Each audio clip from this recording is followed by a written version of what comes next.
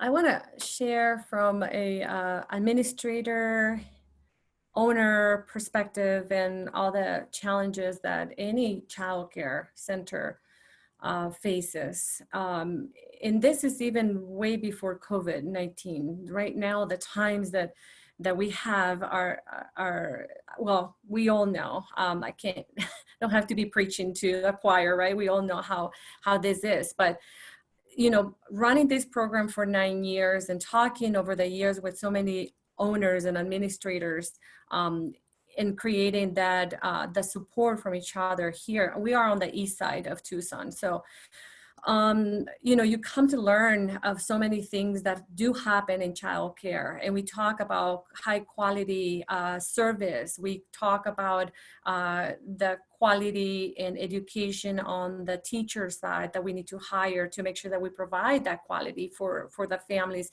and most importantly for the children, right? We want to make sure that we are honoring the little lives that we're protecting and that we are helping the parents to raise, and creating that relationship with the parents and that partnership. So in my program, it's 85 families, 85 capacity at one time. But because of the extended hours that we have, we're open from 5 in the morning to midnight, 6 days a week. Then we can have more than 85 at one time.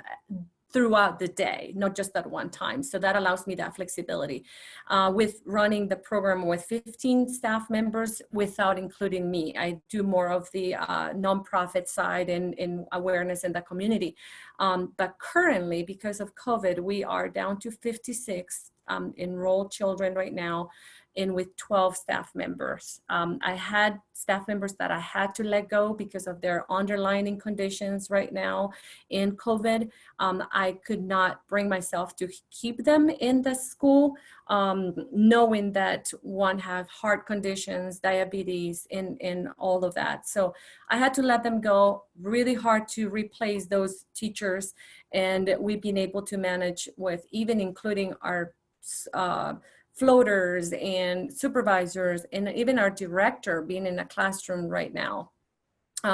So like today, for example, I went in 7 o'clock, it's 2 and 2:30 here. I haven't had lunch. I've been in classrooms as well. And this is just normal. This is not just COVID. This happens all the time. On the administrative part, you have to worry about them, the teachers, the payroll. 60% of our budget goes to payroll without even paying them what they deserve, without even paying them what they should earn in this profession. So, and then rent and utilities, classroom supplies, and all of that. So I know for a fact, I don't take a paycheck. I know so many other directors and owners that don't take a monthly income sometimes, because they have to cover all those expenses. And so, yes, COVID just put an extra layer of just the bad situation, and another layer of stress and thin situation where we're all in. But this happens whether we have COVID or not. Just right now is even worse than we ever have experienced it. So I'm just concerned in our program ourselves. In fact, I know Senator Cinnamons' brother personally, and I reached out to him. He's the president of our FOP here. Said, I need help. I need some funds because I'm not going to be able to make it. We applied for the PPP loan. We didn't get it. And again, we're a nonprofit. We're trying to serve our first responders.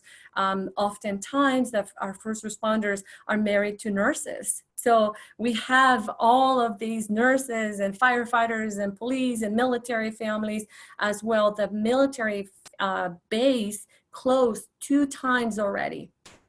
Davis-Monthan has closed, their child care center has closed, and they're currently closed for their positive cases. So they have to close. So I have sergeants, I have lieutenants saying, hey, can you help this family because this family needs to go back to work.